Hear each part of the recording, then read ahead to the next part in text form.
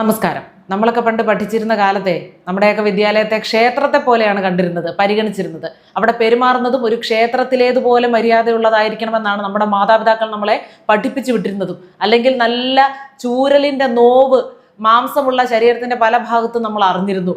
അടി കൊടുക്കുന്നത് അണ്ണൻ തമ്പിയും കൊടുക്കില്ല എന്നൊരു ചൊല്ലുണ്ട്. അതാണ് എനിക്കിപ്പോൾ ഓർമ്മ വരുന്നത്.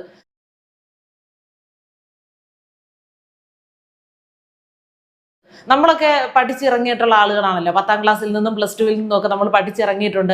അവസാന ദിവസമൊക്കെ നമ്മൾ എങ്ങനെയായിരുന്നു പെരുമാറിയിട്ടുള്ളത്? നമ്മളെയൊക്കെ വസന്തം എന്ന് അടച്ചാക്ഷേപിക്കുന്ന ഇപ്പോഴത്തെ 2K വിഭാഗത്തിൽ വരുന്ന കുറെ പുതിയ സാധനങ്ങളുണ്ടല്ലോ, അവർ കാണിച്ചു കൂട്ടുന്ന കുറച്ച് കോപ്രായങ്ങളൊന്ന് കണ്ടേ.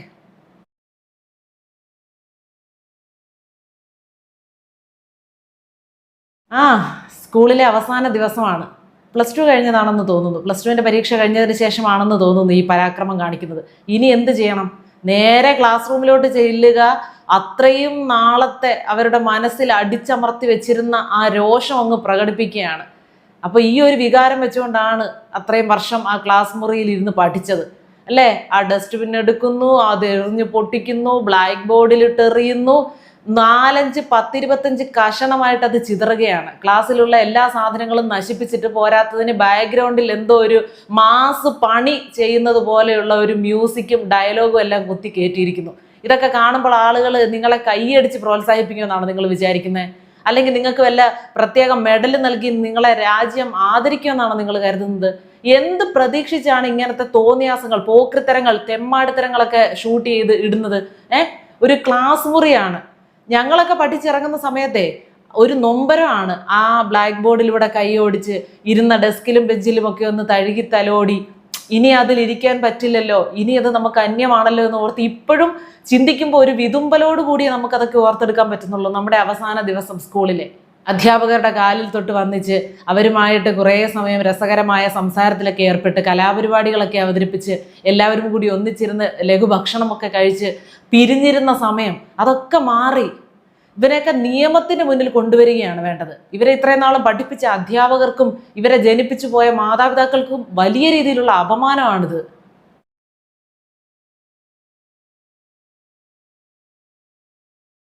പിന്നെ 18 വയസ്സിൽ താഴെ ആയതുകൊണ്ടാണ് മുഖം കാണിക്കാൻ നിർവാഹമില്ലാത്തത്. അല്ലെങ്കിൽ നമ്മുടെ പേരിൽ കേസ് വരും. എന്ത് ചെയ്യാനാ? സമൂഹം അങ്ങനെയായിപ്പോയി, നമ്മുടെ നിയമം അങ്ങനെയായിപ്പോയി. നമുക്കതിനെ ബഹുമാനിച്ചല്ലേ പറ്റുള്ളൂ. സാമൂഹ്യ ബോധം എന്ന് പറയുന്നത് വഴിയേ പോയിട്ടില്ല. മര്യാദ, ബഹുമാനം, ഇതൊക്കെ എന്താണെന്ന് പോലും അറിയില്ല. ഇതൊക്കെ ചോദിച്ചാൽ ചോദിക്കുന്നവരെ തെറ്റുകാരാക്കുന്ന രീതിയിൽ സംസാരിച്ചു വെക്കാൻ ഇവർക്കൊക്കെ നല്ല മിടുക്കാണ്. ഇതിനേക്കാൾ വലിയ തെമ്മാടിത്തരങ്ങൾ കാണിക്കുന്നവരൊക്കെ ഇല്ലേ, ഇതൊരു വലിയ കാര്യമായിട്ട് കാണണോ എന്ന് ചിന്തിക്കുന്ന ആളുകളുണ്ടെങ്കിൽ, അങ്ങനെ ആലോചിക്കുന്ന ആളുകളുണ്ടെങ്കിൽ അവരോട് സഹതാപവും പുച്ഛവും മാത്രമേ ഉള്ളൂ. കാരണം നിങ്ങൾക്ക് ചിന്താശേഷി ഇല്ലാത്തത് കൊണ്ടാണ്, സാമൂഹ്യ ബോധം ഇല്ലാത്തത് കൊണ്ടാണ്, പൗരബോധം ഇല്ലാത്തത് കൊണ്ടാണ് നിങ്ങൾ അങ്ങനെയൊക്കെ ചിന്തിക്കുന്നത്. ദയവ് ചെയ്ത് മാതാപിതാക്കളോട് വീണ്ടും വീണ്ടും പറയുകയാണ്, പിള്ളേരെ വളർത്തി കളയരുതേ, സമൂഹത്തെ നിങ്ങൾ കളയരുതേ. നിങ്ങളുടെ മക്കളെ വളർത്തി വഷളാക്കുന്നതിനോടൊപ്പം തന്നെ സമൂഹത്തോടൊരു വലിയ ദ്രോഹമാണ് നിങ്ങൾ ചെയ്യുന്നത്. അതിലൂടെ മക്കളെ നേരെ ചൊവ്വ എങ്ങനെ കാര്യങ്ങൾ ചെയ്യേണ്ടതെന്ന് പറഞ്ഞ് മനസ്സിലാക്കി കൊടുക്കുക. ഇവിടെ സർക്കാർ സർക്കുലർ ഇറക്കിയായിരുന്നു, 10ാം ക്ലാസ്സും +2 ഒക്കെ പരീക്ഷ കഴിഞ്ഞവർക്ക് അവസാന ദിവസം ആഘോഷത്തിനൊന്നും ഇല്ല, ആഘോഷിക്കാനുള്ള അവസരമില്ല ഇത്തവണ. കാരണം ആഘോഷത്തിന്റെ പേരിൽ ഒരുപാട് അടിയും മരണമൊക്കെ വരെ ഇവിടെ നടന്നിട്ടുണ്ട്. അതുകൊണ്ട് മാതാപിതാക്കൾ സഹകരിക്കണം. എങ്ങനെ? കുട്ടികളെ അവസാന ദിവസം വന്ന് വിളിച്ചുകൊണ്ട് പോകാൻ ഗേറ്റിന് മുന്നിൽ വന്ന് നിൽക്കണം. അങ്ങനെ നിന്നിട്ടുള്ള നല്ല കാഴ്ചകളുമൊക്കെ ഇതിനിടയ്ക്ക് സമൂഹ മാധ്യമങ്ങളിലൂടെ നമ്മൾ കണ്ടായിരുന്നു. പരീക്ഷ കഴിയുമ്പോൾ അവരെ വിളിച്ചുകൊണ്ട് വീട്ടിൽ കൊണ്ടുപോകാനുള്ള ഒരു ഉത്തരവാദിത്വം പോലും ഇല്ലെന്ന് വെച്ചാൽ മാതാപിതാക്കൾക്ക് അല്ലെങ്കിൽ പിന്നെ എങ്ങനെ നന്നായിട്ട് പെരുമാറണം, അല്ലെങ്കിൽ ഒരു മര്യാദ എങ്ങനെ സമൂഹത്തിന് കൊടുക്കണം, അറ്റ്ലീസ്റ്റ് പഠിക്കുന്ന സ്കൂളിൽ എങ്ങനെ മര്യാദയോടെ പെരുമാറണമെന്ന് പഠിപ്പിക്കാൻ കഴിയാത്ത നിങ്ങളൊക്കെ എന്തിനാണ് കുട്ടികളെ ജനിപ്പിക്കുന്നത്?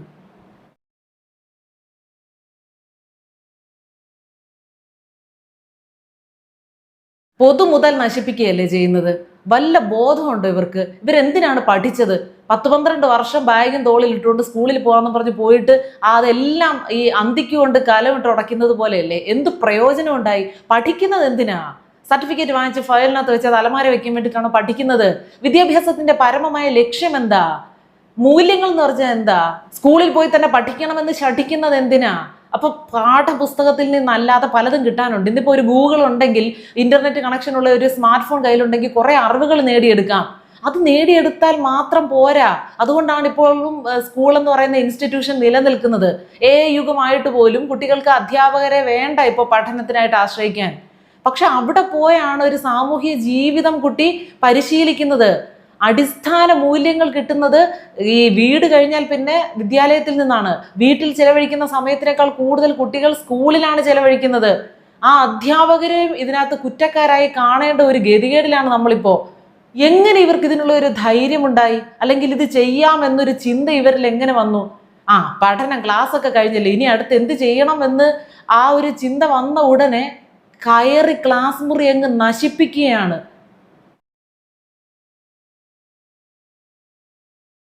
സ്വഭാവ സർട്ടിഫിക്കറ്റ് എന്ന് പറഞ്ഞൊരു സാധനമുണ്ട്, സ്കൂളുകളിൽ നിന്നൊക്കെ കിട്ടുന്നതാണ്.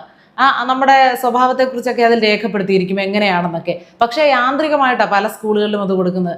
ഗുഡ്, വെരി ഗുഡ് എന്നൊക്കെ പറഞ്ഞ് അങ്ങ് ചുമ്മാ അത് എഴുതി തള്ളി അങ്ങ് വിട്ടിരിക്കും. പക്ഷെ അങ്ങനെ ചെയ്യരുത്. ഒരു വിദ്യാർത്ഥി എങ്ങനെയാണ് ഇതുവരെയുള്ള നമ്മുടെ ബോധ്യത്തിൽ നല്ല മര്യാദയ്ക്കൊക്കെ പെരുമാറുന്ന ആളാണോ എങ്കിൽ മാത്രം നല്ലതാണെന്ന് എഴുതുക. അല്ലെങ്കിൽ മോശം പെരുമാറ്റമുണ്ടെങ്കിൽ മോശമാണ്, കുറച്ചുകൂടി ബെറ്റർ ആവണം എന്ന് തന്നെ എഴുതണം. ആ ഒരു രീതിയിലേക്ക് ഈ സർട്ടിഫിക്കറ്റുകളും മാറണം.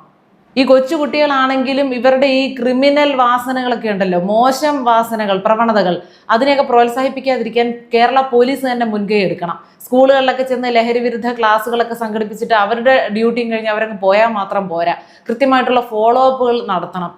അപ്പോൾ ഇവർ ഈ അടക്കി പിടിച്ചിരിക്കുകയാണ്. അവർക്ക് അത്രത്തോളം അമർഷമാണ് ആ ക്ലാസ് മുറിയോടുള്ളത്, അല്ലെങ്കിൽ വിദ്യാഭ്യാസത്തോടുള്ളത് എന്നൊക്കെയാണ് നമുക്ക് ഇതിൽ നിന്ന് മനസ്സിലാകേണ്ടത്. ഇതിപ്പോൾ സ്കൂളിലെ സാധനങ്ങൾ നശിപ്പിച്ചു എന്നുള്ളതല്ല വിഷയം. അതിന് നഷ്ടപരിഹാരം വാങ്ങിച്ചാൽ അതിനവിടെ പരിഹാരമായി. പക്ഷെ അതല്ല, എങ്ങനെ അവർക്ക് തോന്നി, ഏത് ചിന്തയുടെ അടിസ്ഥാനത്തിൽ അവരിങ്ങനെ ഒരു പ്രവൃത്തിയിലേക്ക് എത്തി? ഇതൊക്കെ വലിയ പ്രാധാന്യം അർഹിക്കുന്ന വിഷയങ്ങളാണ്. ആളുകൾ ഇതൊന്നും ശ്രദ്ധിക്കുന്നില്ല. ഇതിപ്പോ ഇലക്ഷൻ വന്നതോടുകൂടി സ്ഥാനാർത്ഥികൾ കാപ്പിയാണോ ചായയാണോ കുടിക്കുന്നത്, രാവിലെ ഉപ്പുമാവാണോ ഇഡലിയാണോ എന്നൊക്കെ നോക്കി നടക്കുകയാണ് മാധ്യമ പ്രവർത്തകരും ഈ കാഴ്ചക്കാരും ഒക്കെ. അത് കാണാൻ വേണ്ടി ഇരിക്കുക. അല്ലാതെ ഇത്തരം സാമൂഹ്യ പ്രസക്തിയുള്ള വിഷയങ്ങൾ അവതരിപ്പിക്കുമ്പോൾ അത് കേൾക്കാൻ പോലും ആളില്ല എന്നുള്ളതും ദുഃഖകരമാണ്. 18 വയസ്സിന് താഴെ ഇവർ ഇത്രയും മോശം പരിപാടികളൊക്കെ കാണിക്കുകയാണെങ്കിൽ അതിനുശേഷം ചെല്ലുന്ന ക്ലാസ്സിൽ അല്ലെങ്കിൽ പഠനത്തിന്, ഉന്നത പഠനത്തിനായിട്ടൊക്കെ ഇവർ പോവുകയാണെങ്കിൽ എന്തൊക്കെയായിരിക്കും ഇവർ കാണിച്ചു കൂട്ടുന്നത്, എന്തൊക്കെയായിരിക്കും ഇവർ കാണിച്ചു കൂട്ടാൻ പ്ലാൻ ചെയ്യുന്നത്? അല്ല, നാളത്തെ ക്രിമിനലുകളെ വാഗ്ദാനം ചെയ്യുകയാണോ ഇപ്പോൾ സ്കൂളുകളുടെ കർത്തവ്യം? എനിക്കറിയാൻ വയ്യാതിട്ട് ചോദിക്കുക. അവിടുത്തെ അധ്യാപകർ എവിടെയായിരുന്നു? ഈ സ്കൂളിലെ അവസാന വിദ്യാർത്ഥിയും പോകുന്നത് വരെ അവരുടെ മേലൊരു കണ്ണ് അധ്യാപകരുടെ ഭാഗത്തു നിന്നും ഉണ്ടാകേണ്ടതുമല്ലേ?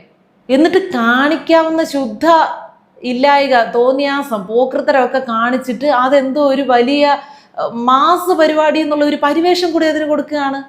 ഏറ്റവും വലിയ തെറ്റുകൾ ചെയ്തിട്ട് എന്തോ വലിയ ഹീറോയിസ് ആണ് ഞങ്ങൾ ചെയ്യുന്നത് എന്നുള്ള രീതിയിൽ സ്ലോ മോഷനിൽ ബാക്ക്ഗ്രൗണ്ട് മ്യൂസിക്കും ചൂരലെടുത്ത്, എന്നിട്ട് എല്ലാം ഒരു വൈബാണ്. വൈബ് എന്തോന്ന് വൈബ്? ഇതൊരു 10-20 വർഷം കഴിയുമ്പം ഇപ്പോഴത്തെ വൈബിൻ്റെത് അന്നായിരിക്കും ഇരുന്ന് വിറയ്ക്കുന്നത്. ഇത് പറയുന്നതേ അനുഭവത്തിന്റെ വെളിച്ചത്തിൽ കൂടിയാണ്. നമ്മളൊക്കെ സ്കൂളിൽ പഠിച്ചിട്ടുള്ളവരാണ്, അധ്യാപകരോട് ഇടപെട്ടിട്ടുള്ളവരാണ്. നമ്മൾ അവസാന ദിവസം സ്കൂളിൽ നിന്ന് ഇറങ്ങിയത് മുതൽ ഇപ്പോൾ വരെ നമുക്ക് സ്കൂളിൽ നിന്ന് നമ്മൾ നേടിയെടുത്ത കുറേ മൂല്യങ്ങൾ മുറുകെ പിടിച്ച് ജീവിക്കുന്നത് കൊണ്ട് നന്നായിട്ട് മുന്നോട്ട് പോകാൻ കഴിയുന്നു. വാ തുറന്ന് 2 വാക്ക് നല്ല രീതിയിൽ സംസാരിക്കാൻ പറ്റുന്നു. നമുക്ക് അതെല്ലാം സ്കൂളിൽ നിന്ന് നമ്മൾ നേടിയെടുത്തതാണ്. ഇന്നും എൻ്റെ അധ്യാപകരെ ഞാൻ വിളിക്കുമ്പോൾ എനിക്കൊരു ഒരു ബഹുമാനം. ഇരുന്നുകൊണ്ടാണ് സംസാരിക്കുന്നതെങ്കിൽ ഞാൻ അവിടെ നിന്ന് എഴുന്നേറ്റ് നിന്ന് ഫോണിൽ സംസാരിക്കും. അതൊരു ബഹുമാനം ആണ്. അതൊരു ഭയഭക്തി എന്ന് പറയുന്ന ഒരു സംഗതിയൊക്കെ ഉണ്ടല്ലോ. അത് ഇപ്പോഴത്തെ പിള്ളേർക്ക് പകുതി പേർക്കും അതിനെക്കുറിച്ചൊന്നും ധാരണയില്ല. അങ്ങനെയൊക്കെയുള്ള ചില സാധനങ്ങളൊക്കെ ഉണ്ട്. അതൊക്കെ കയ്യിലുണ്ടെങ്കിലേ വരുന്ന കാലങ്ങളിൽ നമുക്ക് മനസമാധാനത്തോടെ സംതൃപ്തിയോടെ എന്തെങ്കിലും ജോലി ചെയ്ത് 2 വാ ചോറ് കഴിക്കാൻ പറ്റുള്ളൂ. ഈ കുറ്റബോധത്തോടെ ജീവിക്കുക എന്ന് പറയുന്നതേ പൊന്നു മക്കളെ വലിയ ബുദ്ധിമുട്ടാണ്. ഇപ്പം ചെയ്യുന്ന ചില നമ്മൾ വലിയ മാസിഡ കോപ്പിഡ എന്നൊക്കെ പറഞ്ഞ് കിടന്ന് ചാടുമല്ലോ, സ്ലോ മോഷനിലിട്ട് ഇപ്പോൾ താഴേന്ന് മുകളിലോട്ട് കാല് കവച്ച് വെച്ച് ചാടുന്ന ഷോട്ടൊക്കെ എടുത്തല്ലോ. ഇതൊക്കെ പിന്നീട്ടിരുന്ന് ആലോചിക്കുമ്പോൾ എന്തിൻ്റെ അതായിരുന്നെന്ന് തോന്നും. അപ്പോൾ ആ നോവൊക്കെ അടങ്ങുന്ന ഒരു കാലം വരും.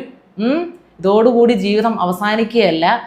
നിങ്ങളൊക്കെ നാളെ മാതൃകയാകേണ്ട ആളുകളായിരുന്നല്ലോ, അങ്ങനെയൊക്കെ ചെയ്തുകൂടായിരുന്നല്ലോ.